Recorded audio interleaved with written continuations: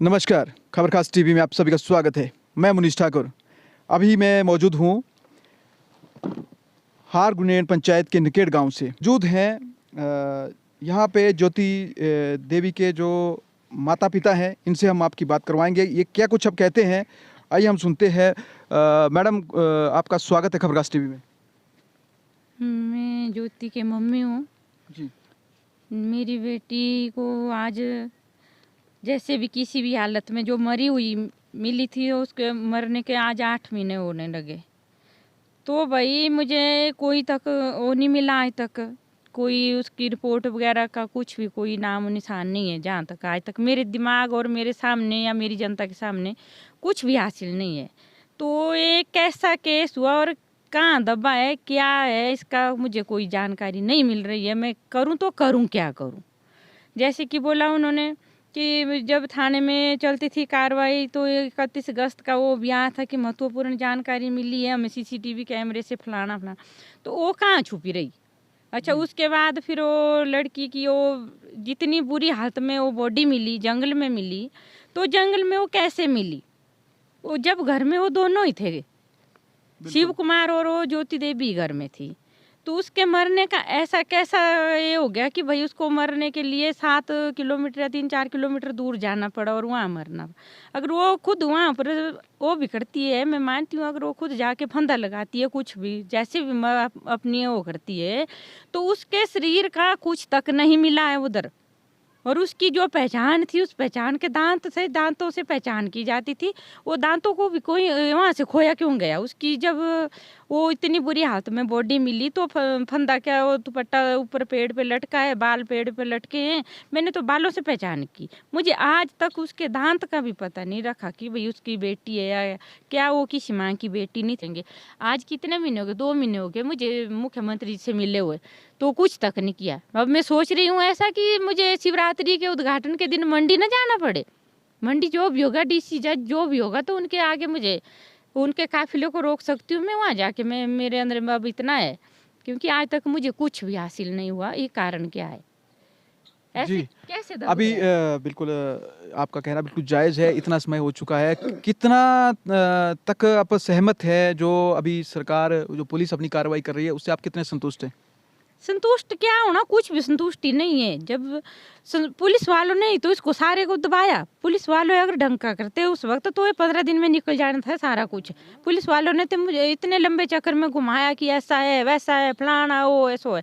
चलो, कुछ भी अगर उनके कहने का कुछ सच में मिलता तो मैं मानती। भले ही चाहे हम गांव के लोग हैं, हमें पता नहीं चलता होगा बोली वाणी का, पर जब वो उन्होंने बोला कहीं है महत्वपूर्ण वो लगे, सुराग लगे, तो वो जंगल में कैसे पाएगी उसकी बॉडी?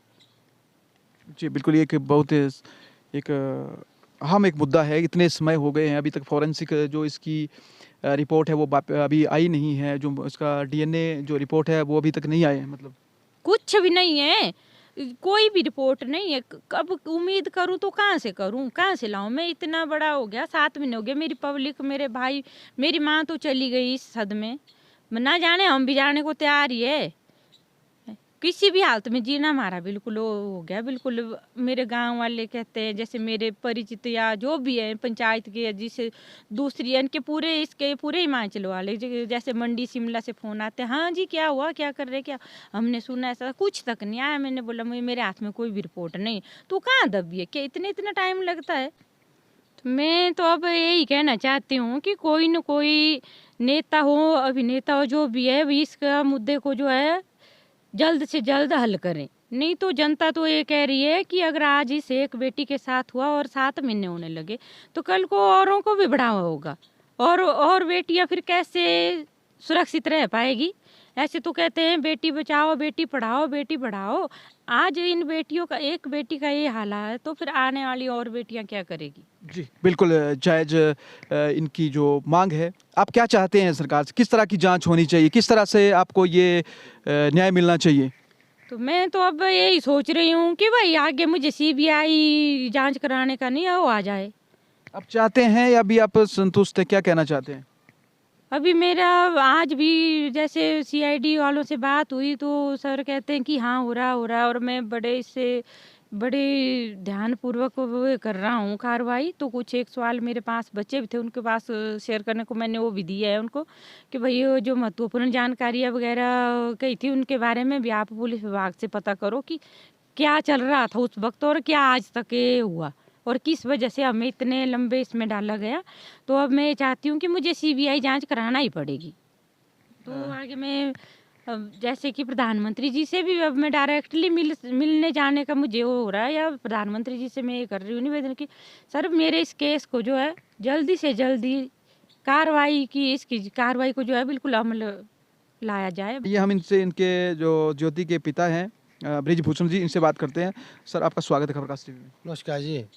क्या कुछ कहना चाहेंगे सरकार से, क्या कुछ कहना चाहेंगे माननीय मुख्यमंत्री श्री जयराम ठाकुर जी से, और क्या कुछ आप कहना चाहेंगे हमारे यशस्वी प्रधानमंत्री श्री मोदी जी से? ये पीछे अब वहाँ जितेंद्र में जयराम ठाकुर से मिले माननीय मुख्यमंत्री जी से, वहाँ हमने एप्लीकेशन दी थी जी। तो फिर मुख्यमंत्री ने आश्वासन दिया था कि हम इस केस को मैं अपने तरीके से हैंडल करूँगा। लेकिन 2 महीने हो गए, 3 महीने हो गए, हमारे को कुछ मतलब सफलता हासिल नहीं हुई। जी तो मैं चाहता हूँ जयराम ठाकुर से कि ये सीआईडी जो है स्टेट के अंडर है, जी जी तो सीआईडी भी कुछ खास तरीके से कामयाब मेरे को लगती नहीं है हुई है अभी। जी। तो मैं चाहता हूँ कि जयराम से रिक्वेस्ट करता हूँ कि भाई इस केस को जो है नरेंद्र मोदी के हाथ दिया जाए ताकि सीबीआई इंक्वायरी हो सके। इनका ये कहना है कि ये जो इंक्वायरी है अब ये स्टेट गवर्नमेंट से ना करवा के सेंट्रल गवर्नमेंट भी इसमें बिल्कुल अपनी भागीदारी सुनिश्चित करे और सीबीआई जांच इस केस की हो, ये इनकी अपील है और बिल्कुल जायज़ अपील है, क्योंकि इतना समय बीत चुका है, इतने दिन बीत चुके हैं, अभी तक इनको कोई भी सेटिस्फेक्शन या दूसरे विभाग की ओर से या सरकार की ओर से या पुलिस की ओर से या मंत्रियों की ओर से कुछ इस तरह का भी न्याय ये चाहते हैं जो ज्योति के लिए, वो इनको नहीं मिल पाया है। तो कहीं ना कहीं एक बेटी का सवाल है, ये बेटी आपके अपने घर की बेटी है, किसी की बेटी के साथ भी भविष्य में इस तरह की घटना घट सकती है। तो आप सभी लोगों से करबद्ध निवेदन है कि इस वीडियो से मैं एक बार आपके पुनः विनती करता हूं कि ज़्यादा से ज़्यादा शेयर करें, ताकि हमारे जो मुख्यमंत्री साहब हैं और हमारे जो प्रधानमंत्री साहब हैं इन तक ये वीडियो पहुंचे। और ये माता पिता है किससे आस लगाए बैठे हैं कि इनको जो है बेटी को न्याय मिले। ये सीबीआई की जांच होना जरूरी है ताकि आम आदमी को उसकी जानकारी होनी चाहिए, हमारे को पता लगना चाहिए, दुनिया को पता लगना चाहिए बेटी के साथ हुआ गया है। अगर एक ज्योति के साथ न्याय नहीं मिलेगा तो आम लड़कियों को आगे आने वाले समय में जो है बड़ा मुश्किल हो जाएगा। अगर छात्र आदमी अंदर रहेंगे, बाहर रहेंगे, तो छात्र आदमी उनको हौसला बढ़ेगा, आने वाले किसी और बेटी को नुकसान कर सकते हैं लोग। जी बिल्कुल, बिल्कुल सही बात इन्होंने कही है, क्योंकि अब ये गुहार ही लगा सकते हैं सरकार से। ये अभी या तो इस केस का भगवान ही जो है वो एक जिसको हम कह सकते हैं वो विटनेस है, क्योंकि भगवान के भरोसे ये लोग हैं और भगवान के घर देर है अंधेर नहीं। हम एक बार फिर से कहना चाहेंगे, यदि कानून कातिलों को, गुनहगारों को बख्श भी देता है तो ईश्वर जो है वो, भगवान जो है वो कभी माफ़ नहीं करेगा और उसकी अदालत में न्याय होके रहेगा। फिर भी इन्हें उम्मीद है कि जो सरकार है वो कुछ करेगी। जो हमारे माननीय मुख्यमंत्री श्री जयराम ठाकुर जी हैं वो भी बेटी के न्याय के लिए कुछ करेंगे, और प्रधानमंत्री श्री नरेंद्र मोदी जी भी इसमें अपनी ज़रूर सीबीआई जांच इस चीज़ की करवाएंगे।